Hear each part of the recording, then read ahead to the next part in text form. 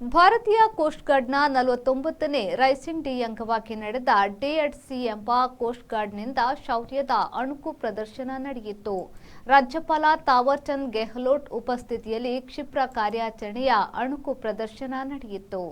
ಸಮುದ್ರ ಮಧ್ಯೆ ಹಡಗುಗಳಲ್ಲಿ ಸಂಭವಿಸುವ ಅನಾಹುತ, ಕಡಲ್ಗಳ್ಳರ ಪತ್ತೆ, ಅಪಾಯಕ್ಕೆ ಸಿಲುಕುವ ಮೀನುಗಾರಿಕಾ ಬೋಟು ಹಾಗೂ ಮೀನುಗಾರರ ರಕ್ಷಣೆಯ ನಿಟ್ಟಿನಲ್ಲಿ ಕರಾವಳಿ ರಕ್ಷಣಾ ಪಡೆಯಿಂದ ನಡೆಸಲಾಗುವ ಕ್ಷಿಪ್ರ ಕಾರ್ಯಾಚರಣೆಯ ಅಣುಕು ಪ್ರದರ್ಶನವು ನವಮಂಗಳೂರು ಬಂದರು ಬಳಿಯ ಅರಬ್ಬಿ ಸಮುದ್ರದಲ್ಲಿ ನಡೆಯಿತು. ಭಾರತೀಯ ಕೋಸ್ಟ್ ಗಾರ್ಡ್ನ 49ನೇ ರೈಸಿಂಗ್ ಡೇ ಅಂಗವಾಗಿ ನಡೆದ ಡೇ ಅಟ್ ಸೀ ಎಂಬ ಕೋಸ್ಟ್ ಗಾರ್ಡ್ನ ಕಸರತ್ತಿಗೆ ರಾಜ್ಯಪಾಲ ತಾವರ್ ಚಂದ್ ಗೆಹ್ಲೋಟ್ ಉಪಸ್ಥಿತರಿದ್ದರೆ ಕೋಸ್ಟ್ ಗಾರ್ಡ್ನ ಸುಮಾರು 400 ಸಿಬ್ಬಂದಿ ಈ ಅಣುಕು ಪ್ರದರ್ಶನದಲ್ಲಿ ಭಾಗವಹಿಸಿದ್ರು.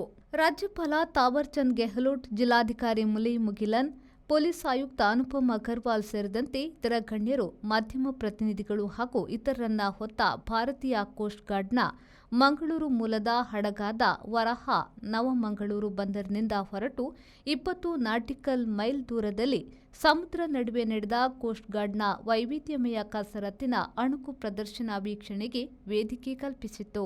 ಸಮುದ್ರದಲ್ಲಿ ಕಡಲ್ಗಳ್ಳರು ಅಥವಾ ಅಕ್ರಮ ನುಸುಳುಕೋರರ ಹಡಗು ಪ್ರವೇಶ ಮಾಡಿದಾಗ ಅವುಗಳ ವಿರುದ್ಧ ಎಚ್ಚರಿಕೆಯ ಗುಂಡು ಹಾರಿಸುವ ಮೂಲಕ ತಡೆಯುವ ಅಣುಕು ಕಾರ್ಯಾಚರಣೆಯನ್ನ ಅಮರ್ತ್ಯ, ರಾಜದೂತ್ ಹಾಗೂ ಸಾವಿತ್ರಿಬಾಯಿ ಫುಲೆ ಎಂಬ ಎಫ್ವಿಗಳು, 2 ಇಂಟರ್ಸೆಪ್ಟರ್ ಬೋಟ್ಗಳು ಹಾಗೂ ಹೆಲಿಕಾಪ್ಟರ್ ಮೂಲಕ ಪ್ರದರ್ಶಿಸಲಾಯಿತು. ಅಣುಕು ಕಾರ್ಯಾಚರಣೆಗೆ ರಾಜ್ಯಪಾಲ ತಾವರ್ ಚಂದ್ ಗೆಹ್ಲೋಟ್ ಜೊತೆ ವಿಧಾನಸಭಾ ಸ್ಪೀಕರ್ ಯುಟಿ ಖಾದರ್ ಕೂಡ ನವಮಂಗಳೂರು ಬಂದರು ತೀರಕ್ಕೆ ಆಗಮಿಸಿ ಕೋಸ್ಟ್ ಗಾರ್ಡ್ನ ಎಸ್ಪಿವಿ ಹಡಗು ವರಾಹ ಮೇಲೇರಿದ್ರು. ಕೋಸ್ಟ್ ಗಾರ್ಡ್ ಅಧಿಕಾರಿ ಸಿಬ್ಬಂದಿಯಿಂದ ಗೌರವ ರಕ್ಷೆ ಸ್ವೀಕಾರದ ಬಳಿಕ ಸ್ಪೀಕರ್ ಅವರು ಕೆಲ ನಿಮಿಷಗಳಲ್ಲಿ ವರಾಹದಿಂದ ತೆರಳಿದ್ರು. ಬಳಿಕ ನವಮಂಗಳೂರು ತೀರದಿಂದ 20 ನಾಟಿಕಲ್ ಮೈಲು ದೂರದ ಸಮುದ್ರ ಮಧ್ಯೆ ಸುಮಾರು 4 ಗಂಟೆಗಳವರೆಗೆ ನಡೆದ ಅಣುಕು ಕಾರ್ಯಾಚರಣೆಯನ್ನ ರಾಜ್ಯಪಾಲರು ವರಾಹದಲ್ಲಿ ಕುಳಿತು ವೀಕ್ಷಿಸಿದ್ರು. ಕೋಸ್ಟ್ ಗಾರ್ಡ್ ಜಿಲ್ಲಾ ಹೆಡ್ ಕ್ವಾರ್ಟರ್ನ ಡಿಐಜಿ ಪ್ರವೀಣ್ ಕುಮಾರ್ ಮಿಶ್ರಾ ಉಪಸ್ಥಿತರಿದ್ದರು.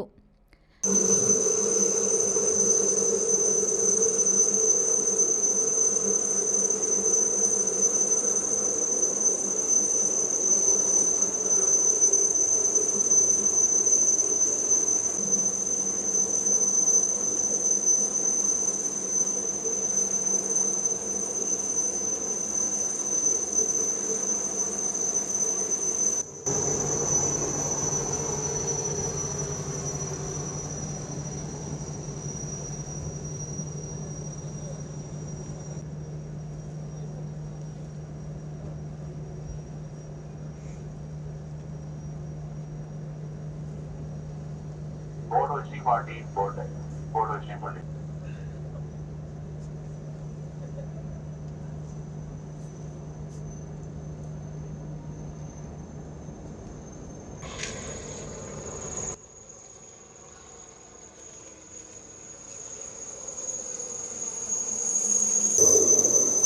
ಬ್ಯೂರೋ ರಿಪೋರ್ಟ್, ವಿ4 ನ್ಯೂಸ್, ಮಂಗಳೂರು.